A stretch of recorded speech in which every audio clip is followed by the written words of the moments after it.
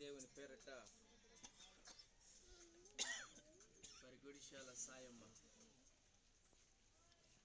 ఈ లోకాన్ని విడిచిపెట్టి మనందరినీ విడిచిపెట్టి కన్నవారందరినీ విడిచిపెట్టి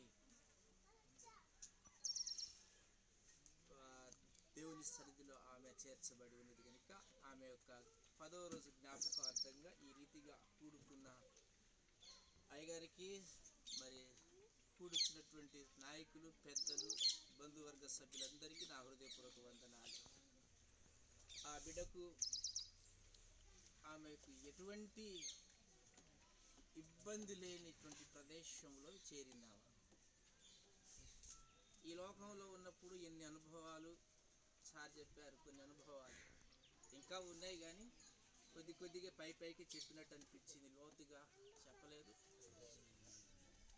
ఆమె పడ్డ కష్టాలు, భర్త ఉన్నప్పుడు పడ్డ కష్టాలు, భర్త లేనప్పుడు పడ్డ కష్టాలు, బిడ్డలతో, అల్లుళ్ళతో, కుటుంబాలతో, బంధువర్గులతో పడినటువంటి ఆవేదన, అవన్నీ జ్ఞాపకం చేసుకుంటే అన్నిటికీ ఓర్చుకొని తగ్గింపు జీవితం కలిగి ఆమె 95 సంవత్సరాలు ఆయుస్సును కలిగి చివరిగా దేవుని సన్నిధికి చేర్చబడింది.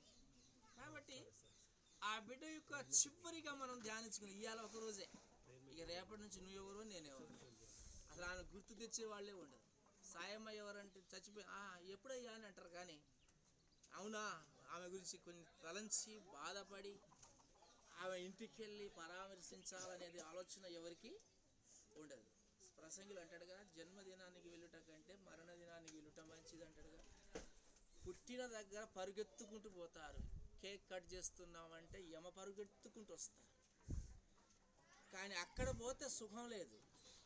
ఎక్కడికి వెళ్ళాలా? ఒక వ్యక్తి చనిపోయి తన యొక్క బంధువు లేకుంటే తన దగ్గర వాళ్ళు దుఃఖ శ్లోకంలో మునిగి ఉన్నప్పుడు వాళ్ళ ఇంటికి వెళ్ళి 2 మాటలు, ఓదార్పు మాటలు చెప్పి ఆమెను బలపరిచి వస్తే నువ్వు జన్మదినానికి కంటే శ్రేష్టమైన ఆయుస్సును పొందుతామని దేవుడి మాటలు చెప్తున్నాయి. దేవునికి స్తోత్రం.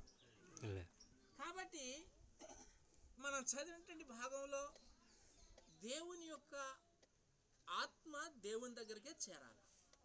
దేవుని ఇచ్చినటువంటి ఆత్మ దేవుని దగ్గర చేరాల. కానీ ప్రసంగిలో అంటున్నాడు 9వ అధ్యాయం 5వ వచనంలో, చచ్చిన వారు ఏమీ ఎరుగరు అని. ఇప్పుడు ఆమెకు మనం ఎన్ని మాట్లాడుకున్నా చెవికి వినబడదు, కంటికి కనబడదు, ఆమెకు మనకు సంబంధమే లేదు.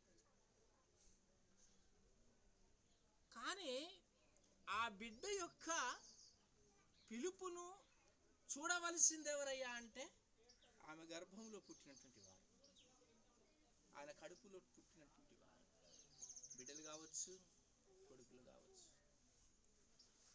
ఇంకా మేనమామ వరుస అంటే దూరం, కొద్దిగా దూరం. గర్భంలో పుట్టినటువంటి వారు, బిడ్డలు, అల్లుళ్ళు, వారు గమనించి ఆ బిడ్డ కొరకు చేసిన కొన్ని కష్టతరమైనటువంటి పనులు కూడా వారు చేసి ఉంటారు. ఆ బిడ్డను చక్కగా చూశారు కానీ ఆమె ఈ శాశ్వతమైనటువంటి దేవుని కృపను పొందింది. భక్తిగా విశ్వాసాన్ని కాపాడుకుంటూ దేవుని మర్మముతో కూడినటువంటి తన పరుగులోనికి ఆ బిడ్డ నిలిచి ప్రభు ప్రయాణాన్ని కొనసాగించిందని మనం నమ్ముతున్నాం. ఆమె